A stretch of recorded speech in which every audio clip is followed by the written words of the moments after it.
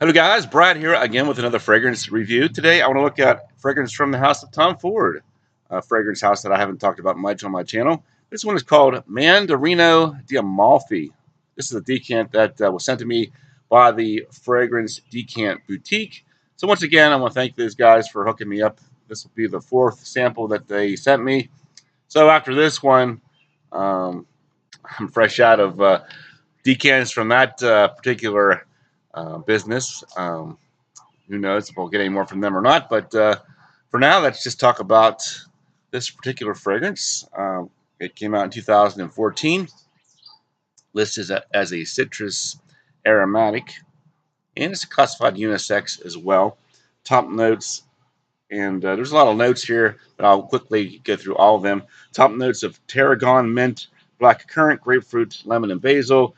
Middle notes: black pepper, coriander, orange blossom, clary sage, shiso, and jasmine. Base of vetiver, amber, labdanum, musk, and civet. Sounds like a very complicated and busy fragrance, but really, I'm not getting a lot of different notes here.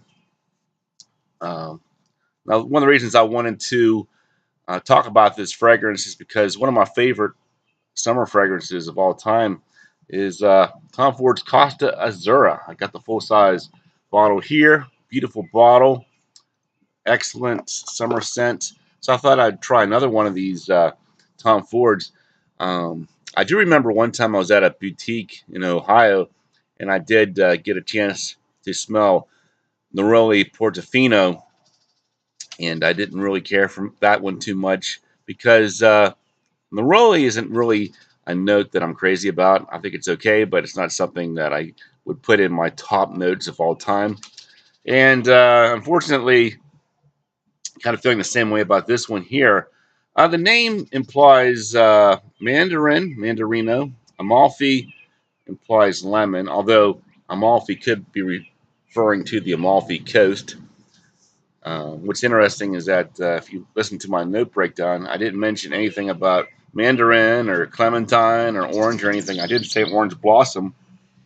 Orange blossom, to me, it kind of has a neroli-like smell to it. I think some people do say that this fragrance is similar to neroli Portofino.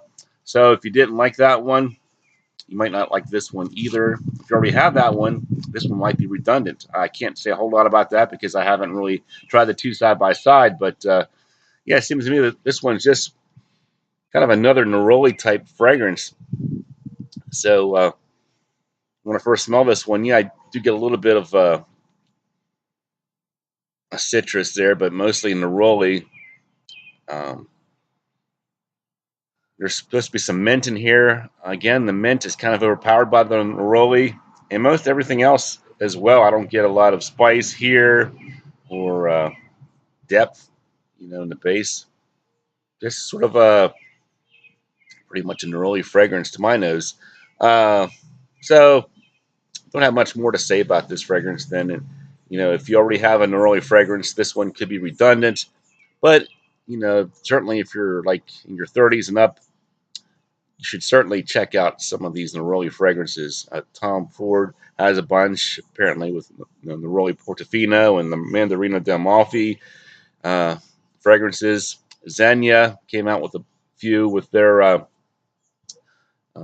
line, exclusive line, like Italian Bergamot and stuff like that. And of course, Acqua di Parma is very well known for having a lot of neroli scents. So if you're like me and you tried a lot of those already, I think this one just kind of gets lost in the shuffle. I'm not sure what the standout of this over the other ones are. Some people say it's just a lighter fragrance than some of those other ones are. So yeah, if you're just looking for a lighter citrus neroli type scent, this one might do the trick. But let me get into some final scores here. Smell, I'll give it 6.5 out of 10. I found the smell a little bit similar to other scents, and neroli's never been one of my favorite notes, so I can't really give it much more than 6.5 out of 10.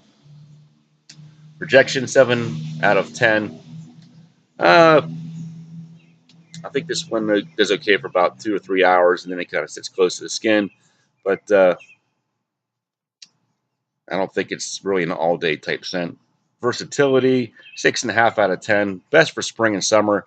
when those citrus and floral type scents really seem to shine best. Uniqueness, I'll give it 3 out of 10. Even the designer market is starting to become flooded with neroli fragrances at this point.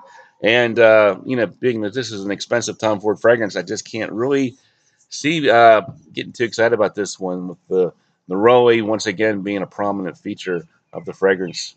If you really love neroli, you might want to check it out. But yeah, for me, it's really not too spectacular. Price point, again, Tom Ford exclusive range, pretty expensive. 1.7 ounce, $122. 3.4 ounce, $171. Overall score for me, 6 out of 10. Definitely check it out if you like sort of like a gentlemanly, soapy, citrus type scent that you normally get with your neroli blends like this one. If you're just looking for straight up lemon and orange, you might be disappointed, because I think the neroli really outshines those other notes in this composition. So that's my final thoughts on Mandarino di Amalfi. Looks like I might have enough for one wearing. I might finish it off today at work. Move on to the next one. So thanks for watching, and I will talk to you later.